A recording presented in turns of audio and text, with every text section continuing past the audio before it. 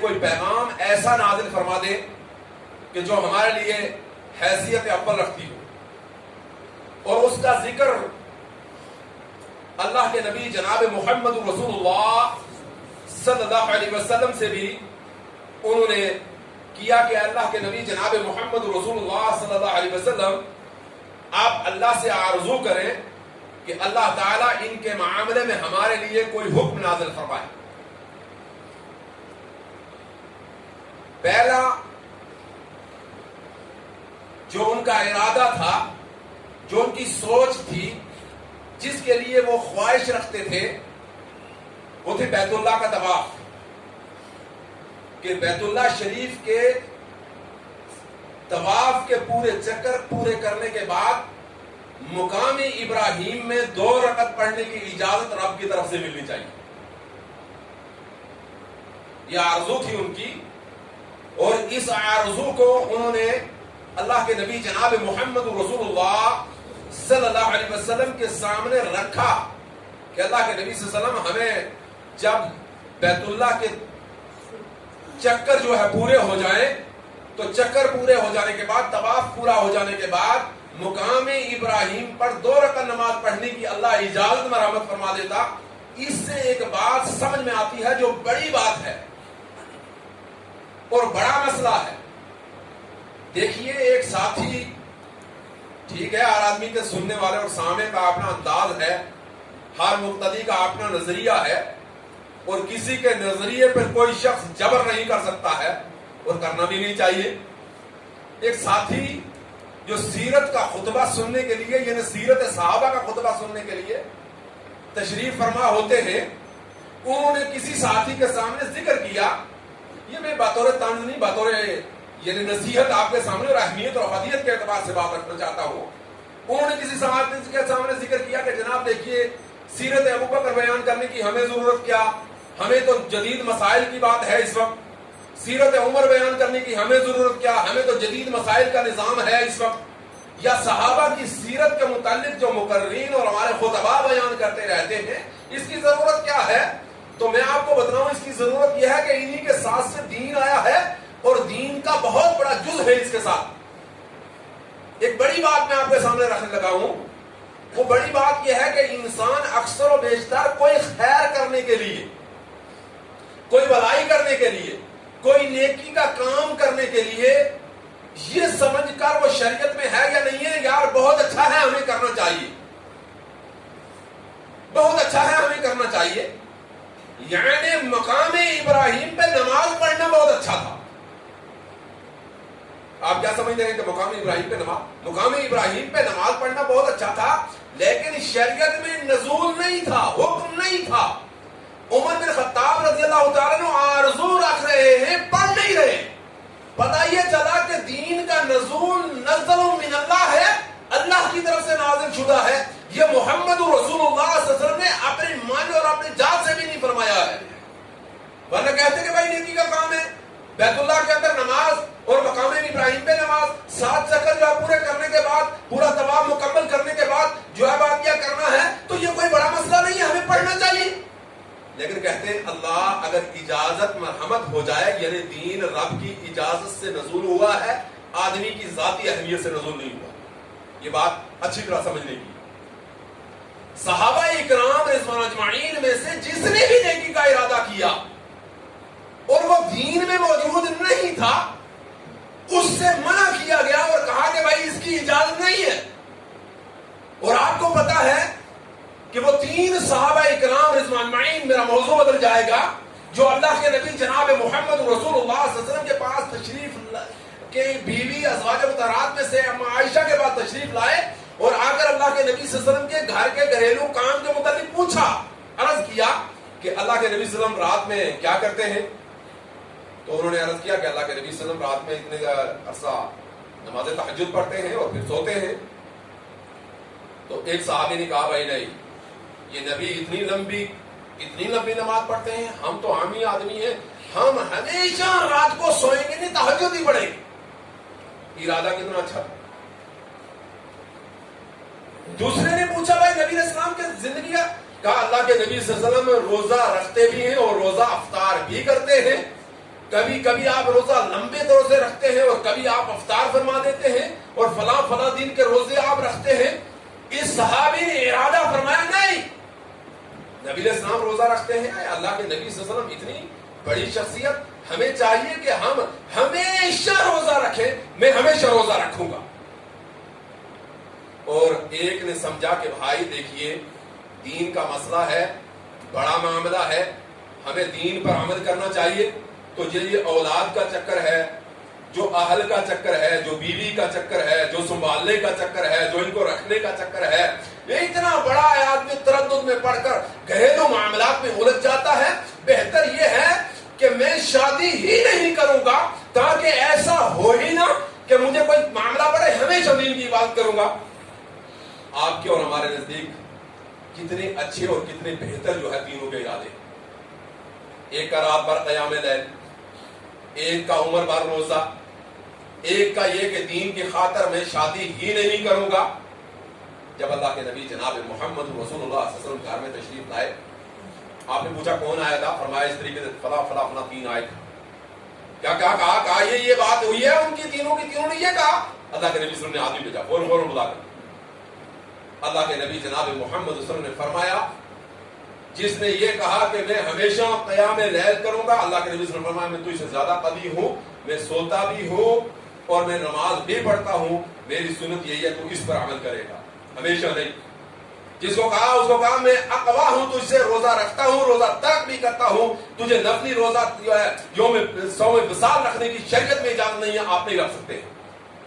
اور تیسرے کو اللہ کے نبی صلی اللہ علیہ وسلم نے فرمایا النکاح من سنتی ومن راغب عن سنتی فلیس منی, نکاح میری سنت ہے, جس نے میری سنت سے بے رغبتی کی وہ مجھ میں سے نہیں ہے. یعنی نکاح کرنا تمہارے لیے ہے. حالانکہ ارادہ کتنا زبردست.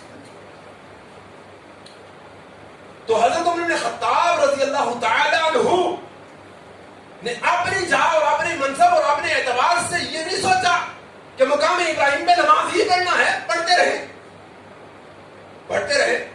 نہیں, ارادہ رب کے سامنے رکھا. قرآن میں اللہ نے سورت نازل فرمائی اور جس نے فرمایا کہ تم مقام ابراہیم پر 2 رکعت نماز پڑھ سکتے ہو. آج کے بعد جو شخص بھی اپنا طواف مکمل کرے گا مقام ابراہیم کے پاس 2 رکعت نماز ادا کرے.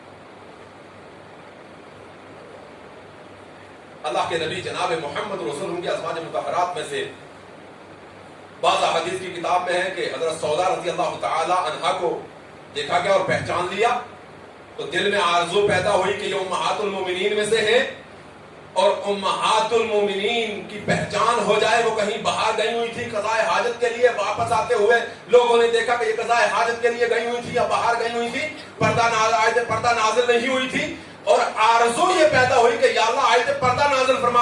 اور ایک روایت میں کہ انہوں نے اپنی بیٹی حضرت حفصہ رضی اللہ تعالی عنہا کو دیکھا تھا جو امہات المومنین میں سے تھی, ان پر نظر پڑی اور نظر پڑتے ہی دل کے اندر آرزو پیدا ہوئی, ہائے کاش کہ یہ نبی علیہ الصلوۃ والتسلیم کی بیوی امہات المومنین میں سے لوگ ان کو پہچانے جاتے ہوئے کہ یہ نبی علیہ السلام کی بیوی جا رہی ہے, نبی علیہ السلام کی بیٹیاں جا رہی ہیں, یہ صحابہ کی بیویاں جا رہی ہیں, تو اللہ پردے کی آیت نازل فرما دے, ایسا نازل فرما دے کہ جو ہے بات کیا ہے پردہ رہے اور کوئی کسی کو پہچان ہی نہ سکے یہ جانے والی کون ہے. کہ دل کے اندر آرزو پیدا ہوئی, نبی علیہ الصلوۃ والتسلیم سے آ کر عرض بھی کیا. اللہ کے نبی جناب محمد صلی اللہ علیہ وسلم نے کوئی حکم صادر نہ فرمایا. اللہ تعالیٰ نے سورت نازل فرمائی جس کے اندر پردے کا حکم فرمایا, یا ایھا النبی قل لازواجک وبناتک ونساء المؤمنین, اے نبی علیہ الصلوۃ والتسلیم اپنی بیویوں سے فرما دو, اپنی بیٹیوں سے فرما دو, اور مومن عورتوں سے, مسلمان عورتوں سے, مومن عورتوں سے, مسلمان عورتوں سے, لا الہ الا اللہ پڑھنے والی عورتوں سے یہ کہہ دو یدنین علیہن بجلابیبہن, اور تم جو ہے اپنے جب باہر نکلتی ہو تو پوری طریقے سے اپنے اوپر چادر لپیٹ لیا کرو, کپڑا لپیٹ لیا کرو, کیونکہ تمہیں کوئی پہچان کر تمہیں کوئی نقصان پہنچا نہ سکے. یہ حکم اللہ تعالیٰ نے ان کے لیے نازل فرمایا. اور الى یوم الدین قیامت تک ہر مسلمان لا الہ الا اللہ محمد صلی اللہ پڑھنے والے باحیا کے لیے یہ نازل ہوا کہ اس کی بیوی, اس کی بیٹی, اس کے گھر کی عورت, مومنہ عورت جب بازار میں نکلے تو اس کو کوئی شخص پہچان نہ سکے کہ یہ کون عورت ہے اور کس شکل کی عورت ہے, کس رنگ کی عورت ہے, کس نظام کی عورت ہے. اور شریعت نے یہاں تک کہا تمہاری آواز کا بھی پردہ, تمہارے پاؤں اور چلنے کا بھی پردہ ہے. اللہ اکبر, اللہ اکبر. یہاں تک شریعت نے ان کا انتظام کیا. مسلمان کی عورتوں کا پردہ اس طریقے سے حیا اللہ نے بیان کیا اور اس طریقے سے جو اس کا جو ہے انتظام کیا اور یہ حکم صادر فرمایا کہ جب مومنہ عورت بازار کے اندر چلتی ہو قدم کو زور سے نہ رکھے کہ جانے والا آدمی یہ سمجھ لے کہ چلنے والی عورت جو دڑ دڑ چل رہی ہے یہ جوان عورت ہو سکتی ہے, کیونکہ بوڑھیا کا قدم اس انداز کا نہیں ہو سکتا ہے. اور تمہاری اور ہماری بیٹیوں کا پردہ, آواز کا پردہ اللہ تعالیٰ نے شریعت اسلامیہ کے اندر رکھا. اور کتنا انتظام کیا مومنوں اس آواز کے پردے کا, کتنا انتظام کیا اس آواز کے پردے کا کہ جب مومن نماز پڑھ رہے ہوں, مومن نماز کے اندر موجود ہوں, مسلمان نماز کے اندر موجود ہوں, ان کا امام ان کو جماعت کروا رہا ہو اور ان کی صفوں کے اندر مرد بھی ہوں, بچے بھی ہوں, خنثیٰ بھی ہوں, عورتیں بھی ہوں. ترتیب فقہ والوں نے جو ترتیب کی ہے, صفوف کی جو ترتیب کی ہے, یوں تو نبی علیہ الصلوۃ والتسلیم نے کبھی بچوں کو پیچھے کرنے کی کوشش فرمائی. آپ پہنچ گئے جس جگہ میں ہیں, بچے ہیں, اگلی صف میں کھڑے ہیں, کوئی بات نہیں, آپ وہاں نماز پڑھ سکتے ہیں. لیکن اہل فقہ نے جو ترتیب کی, فرمایا پہلے مردوں کی صف, پھر بچوں کی صف, پھر وہ مخلوق جو اللہ نے ہمارے درمیان میں پیدا کی, نہ مرد نہ عورت جس کو خنثیٰ کہتے ہیں, پھر ان کی صف, پھر اس کے بعد عورتوں کی صف. اس نظام کو قیام کیا اور فرمایا اگر یہ پہلی صف والے بھی آپ خود ہی میں دکان کا حساب کرتے رہے, نہیں کرے گا, یہ آدمی بھول جاتا ہے, کوئی بات نہیں, میں ویسے کہہ رہا ہوں, یہ اپنے بارے میں سوچتے رہے. اور امام صاحب نے نماز کے رکن کے اندر جو ہے غلطی کر دی, امام صاحب بھول گئے اور ان کو یاد ہی نہیں رہا کہ ہمیں کیا کہنا ہے, سبحان اللہ کہنا. سبحان اللہ, آپ یہ بات یاد رکھیں گے. شریعت اسلامیہ میں ہم کہتے ہیں اللہ اکبر, ہم اونچے سے نماز میں کہتے ہیں سمی اللہ لمن حمدہ ربنا لک الحمد. لیکن یہ لفظ سبحان اللہ کہنے کا حکم زور سے کیوں حکم ہوا ہے؟ اس لیے کہ سبحان اللہ, اللہ تو ہر طریقے کی برائی سے, کمزوری سے پاک ہے اور بھولنے سے بھی تو پاک ہے. یہ امام انسان ہے, اس سے خطا سرزد ہو سکتی ہے. یہاں تک کہ نبی علیہ الصلوۃ والتسلیم اپنی زندگی کے اندر نماز پڑھاتے ہوئے 7 مرتبہ اللہ کے نبی صلی اللہ علیہ وسلم بھولے. 7 مرتبہ 7 طریقے سجدہ سہو کے شریعت کے اندر آئے ہیں اور 7 احادیثوں میں موجود ہیں کہ اس طریقے سے اللہ کے نبی صلی اللہ علیہ وسلم نے سجدہ سہو کرنے کا حکم صادر فرمایا. میرے بھائیوں, کہنا کیا ہے زور سے؟ کہنا ہے سبحان اللہ. امام پڑھا لکھا ہونا چاہیے, اس کو دین کے بارے میں علم ہونا چاہیے, نماز کے ارکان کے بارے میں علم ہونا چاہیے اور اس کو یہ پتہ ہونا چاہیے کہ سبحان اللہ پیچھے مقتدیوں نے کہا ہے, مقصد یہ ہے کہ میں نماز میں بھول گیا, میں نماز میں بھول گیا ہوں. لیکن شریعت اسلامیہ میں میری جو حوا کی بیٹیوں کو, اسلامی بہنوں کا آواز کا پردہ بھی اللہ نے رکھا, محمد رسول اللہ صلی اللہ علیہ وسلم نے رکھا. اور اس کے متعلق یہ فرمایا کہ اگر مرد آپ خود ہی میں ہیں, بچے آپ خود ہی میں ہیں, خنثیٰ آپ خود ہی میں ہیں, ان کو بھی علم نہیں, ان کو بھی علم نہیں, ان سے پیچھے والوں کو بھی علم نہیں, اور مومنہ عورتیں جو محمد الرسول اللہ صلی اللہ علیہ وسلم کے پیچھے مسجد میں نماز پڑھنے کے لیے آیا کرتی تھیں, ان میں سے کسی شخص کو یہ پتا چلے کہ امام بھول گیا ہے تو اللہ کے نبی جناب محمد رسول اللہ نے فرمایا اس کو سبحان اللہ نہیں کہنا, اس کو سبحان اللہ نہیں کہنا ہے. کیا کرنا ہے, کیسے بتلانا ہے, کیسے کہنا ہے کہ امام صاحب آپ بھول گئے ہیں کہ تیری بیٹی گاتی ہے, بہت اچھی لگتی ہے, کوئی پاروی میں گاتی ہے, کوئی گوجری میں گاتی ہے, کوئی کشمیری میں گاتی ہے, کوئی اردو میں گاتی ہے, کوئی نعت پڑھتی ہے, کوئی ہزار کرتی ہے, پورے جو ہے واٹس ایپ پر چھائے جاتے ہیں, پوری طریقے سے سوری دنیا چنتی ہے, جو لرز لرز کے لوگ جو سنتے ہیں کہتے ہیں کوئی نہیں, شریعت اسلامیہ میں اس کی ممانعت. فرمایا التسبیح للرجال والتسبیح للنساء. اللہ کے نبی جناب محمد صلی اللہ علیہ وسلم نے فرمایا وہاں عورت سبحان اللہ نہیں کہے گی، اس لیے کہ اس کی عوض کی جو لالچ ہے اور اس کے اندر جو خوبصورتی ہے، اس کے اندر جو چاشنی ہے، اس کے اندر جو ہے مائل پن ہے، اس کی وجہ سے نماز فاسد ہو جائے گی. وہ پوری طریقے سے کیا کہے؟ تالی بجا کر کہے، زور سے تالی ہاتھ پر ہاتھ مارے یا ہاتھ کو ران پر زور سے مار کے آواز پیدا کرے جس سے یہ پتا چل جائے. امام کو علم ہونا چاہیے کہ میں بھول کیا.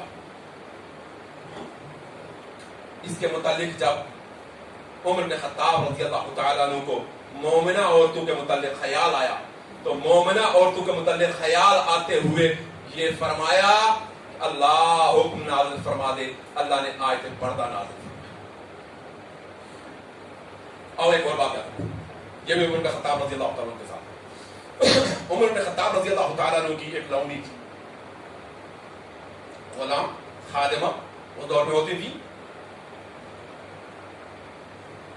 وہ حضرت عمر بن خطاب رضی اللہ تعالی عنہ کے سامنے پوری طریقے سے بپردہ ہو کر آئی، پوری لپٹ کر، چادر وادر سب نظام جو پردہ والی عورتیں جو ہے آزاد عورتوں کا جو نظام ہے اس کے اعتبار سے جب آئیں تو انہوں نے جب پہچان لیا تو پہچاننے کے بعد اس کو شاباشی نہیں دی، اپنا درہ اٹھایا، کوڑا اٹھایا اور زور سے اس کو دے مارا.